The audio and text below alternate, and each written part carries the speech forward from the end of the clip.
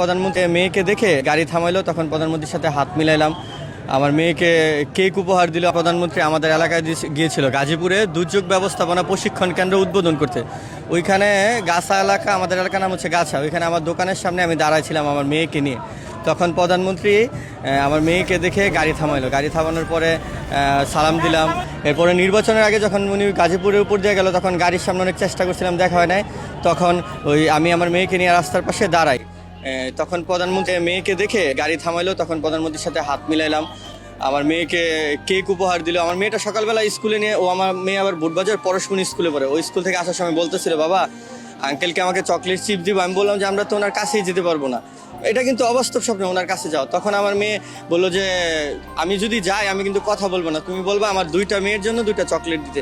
হ্যাঁ, যথারীতি পরে আমি দুপুরবেলা বাসায় খাওয়ার জন্য যাই, তখন মেয়েটা বায়না ধরে যে আসবে দোকানে। পরে দোকানে আমি এসে দোকানের সামনে দাঁড়াই, ঠিক তার কিছুক্ষণ পরে প্রধানমন্ত্রীর গাড়ি বহর যাচ্ছিল। আমি দাঁড়ালাম, তখন প্রধানমন্ত্রী দাঁড়ায় আমার মেয়েটাকে কুলে নিল। আমি বললাম যে এরকম মেয়েটা সকাল থেকে বলতেছিল। মানে আমি আল্লাহর কাছে মানে লাখ লাখ শুকরিয়া, আর আকাশের চাঁদ পাওয়ার মতো যে প্রধানমন্ত্রীর সাথে হাত মিলানো ভাই, এটা আপনাকে বলে বিশ্বাস করার জন্য। পরে প্রধানমন্ত্রী তার গাড়ি থেকে দুইটা কেক দিল আমার মেয়েকে। আমার মেয়েটা অনেক খুশি হলো, আর আমি ওনার হাতে ধরলাম, হাত মিলাইলাম, এবং আমার হাতে কিছু ফুল ছিঁড়া ছিল, আমি ফুলগুলা প্রধানমন্ত্রীকে দিলাম। আর আমি তখন আবেগে মাননীয় প্রধানমন্ত্রী বলতে ভুলে গেছিলাম, তখন ওনাকে ভাই বলে সম্বোধন করছিলাম, যে নির্বাচনের আগে বলছিল যে ভাইয়া বলতে।